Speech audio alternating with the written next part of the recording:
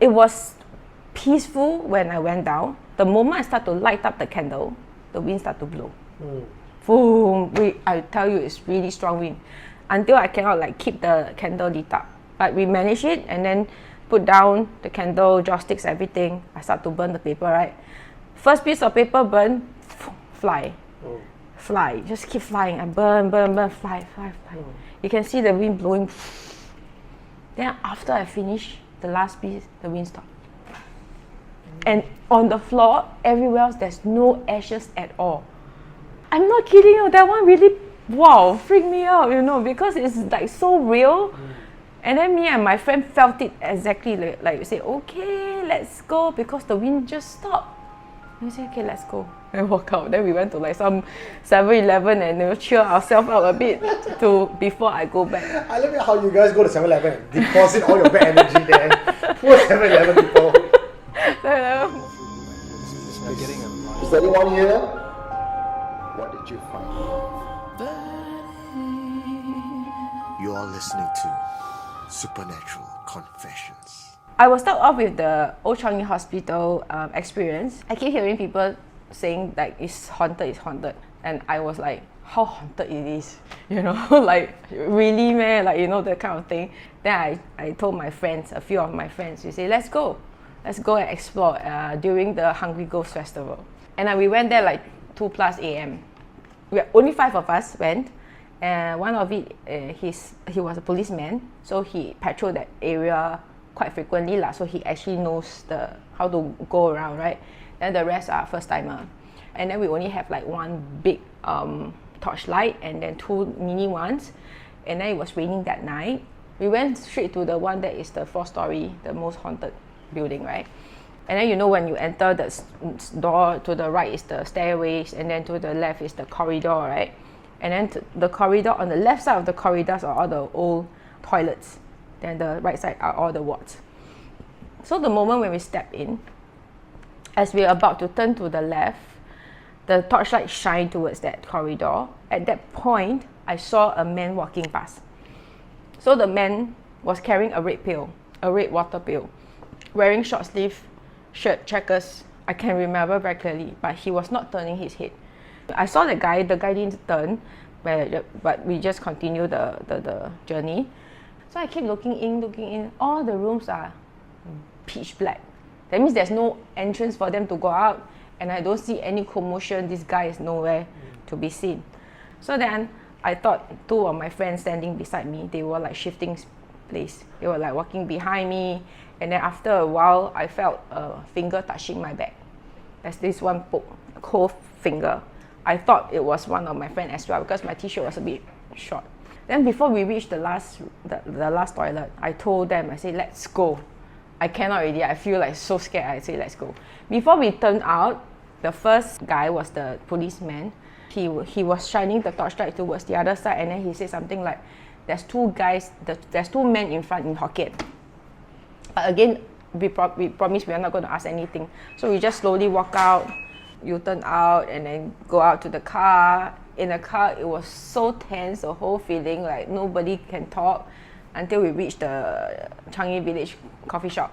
Out of 5 of us, only 3 of us saw something. I saw this man, another person saw a father and son walking from the left to right. And then the other person saw a teenager wearing OP t-shirt running towards the other side. Again, then we were thinking, so if let's say you are a human being, you are walking there, someone shine a torchlight at your face, you will definitely turn to see. Be it you are a drug addict or whatever, right? You will just see who is it. But this one never turned the head. So he just walked straight, and then we say, okay, then it's definitely not. And then when we're walking through the corridor, when we walk past all the wards, right? So one of my friends, when he looked in, he saw a man naked, squatting against the wall, squatting down like that. And I asked, did they, touch me and all? They say both their hands are occupied, no one touched me. So then after that, I asked this policeman about what did you see when you say you saw 2 guys in front. He said he never said anything. And nobody else hear him say anything. I'm the only one who heard the word that's Tao Jing Neng E Lang in Hokkien, like that. So they say, oh, you know why? Because you wanted to see, you wanted to test whether OCH is haunted or not, right? They will let you experience everything. So that is when I really felt it. And then, okay, of course, when I went back, at that time I had my daughter already. My daughter was maybe like 1 + 2 years old. And she got fever after that. That is when I stopped like really like going into sort of challenge them lah. You know, maybe they are like teaching me a lesson. I exist, that kind of thing.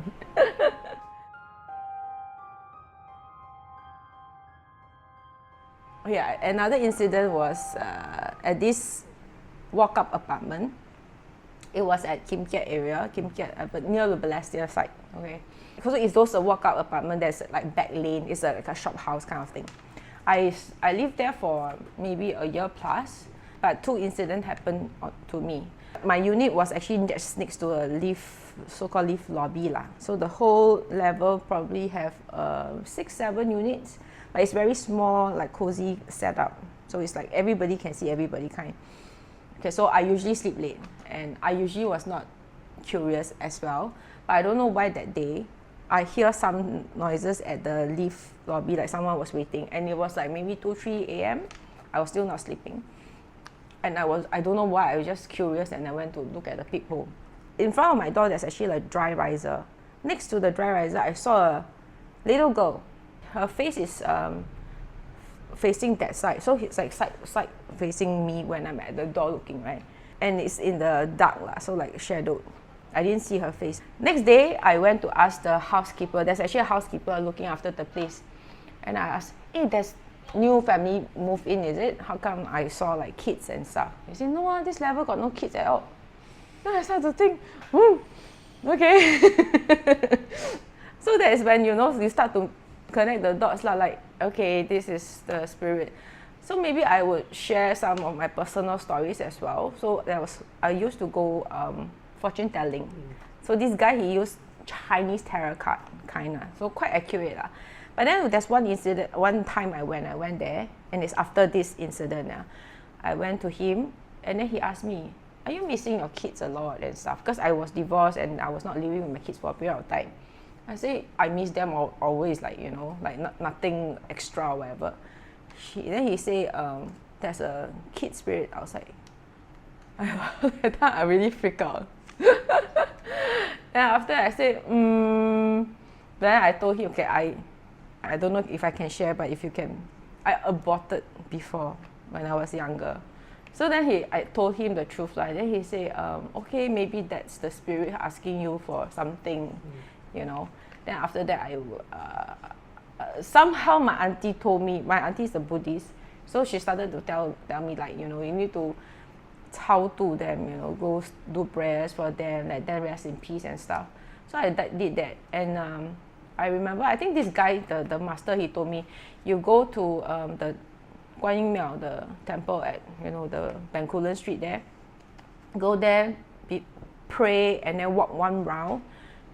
You should be able to help this so-called baby to like get to where they need to go lah. So I did that. You know what? The moment I finished that 1 round, I cried.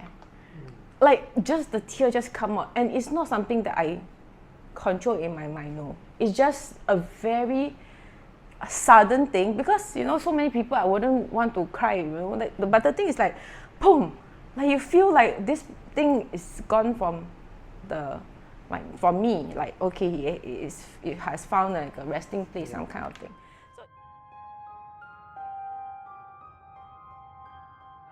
There's another one also at Balestier area. I was living in this condo, so then opposite my condo, there's this newly built condo. That time I was still smoking. I was smoking at the balcony.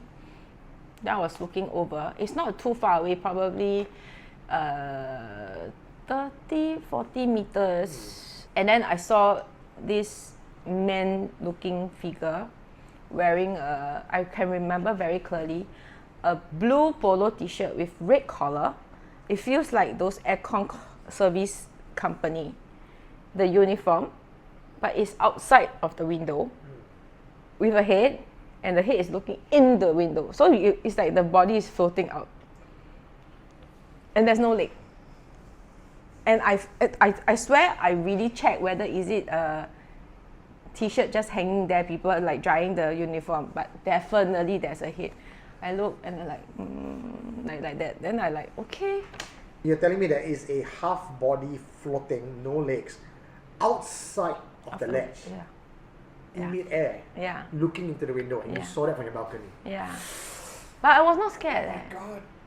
I was like just looking. Okay, so you say whether is it a illusion, right? So after I finished my cigarette, I went inside. Then maybe about 20-30 minutes later, I come out again want to smoke.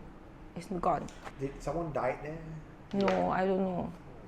And this is not the only incident in that condo.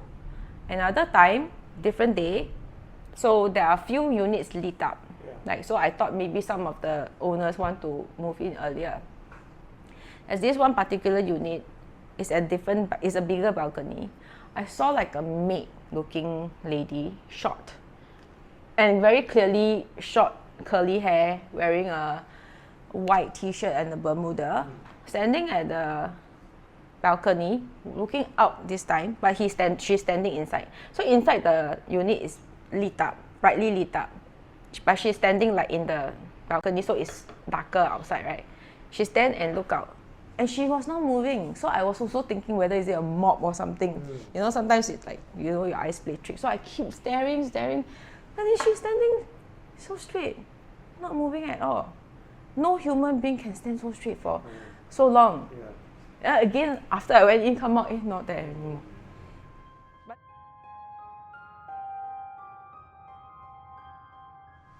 But I have recurring dream of my past life. I have, and I'm not kidding, because it's recurring, and until I told my grandma again, then it stopped. So this dream is, it's like back in those like 1950s, 60s time, because the river was those muddy river and there's no concrete banks. This is all the grass patch and stuff. The dream is, my vision, I saw this little girl. She's probably 4 or 5 years old kind of thing, and she has 2 ponytails. She was in the water drowning. Then she was like asking me for help.